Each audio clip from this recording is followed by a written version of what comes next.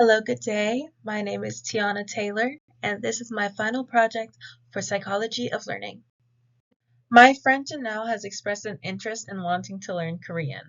After so many years of trying without success, she wants to prove to herself that she is capable of learning the skill. She also wants to be able to connect with people who speak the language as she intends on visiting Korea in the near future. Janelle's end goal will be to have a full, fluid conversation with somebody who is fluent in Korean by July 1st, 2025. To frame Janelle's learning, I've referenced Albert Bandura's theory of self-efficacy, which is the idea that people are motivated by the confidence that they have in their own abilities.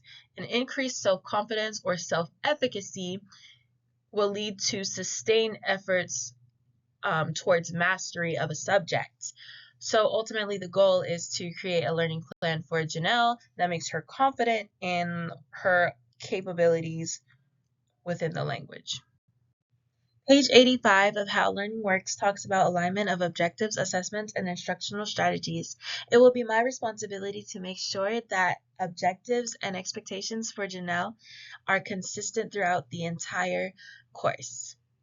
On pages 86 to 87, it talks about providing early success opportunities, which means that there will be easy tasks at the very beginning of her learning to build confidence as she continues.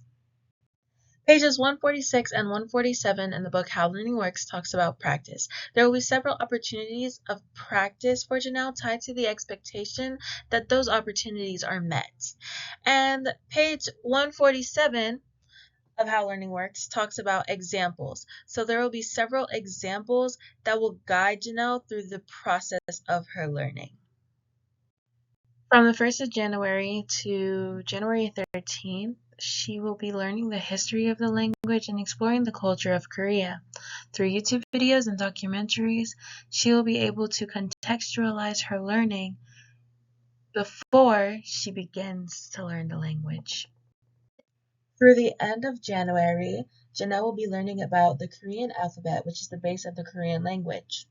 There are many different mediums of which she can do this through, but ultimately she will be learning how to speak, read, and write the Korean alphabet. After learning the Korean alphabet, she will spend a month learning simple words such as hello or goodbye, as she combines characters to form words.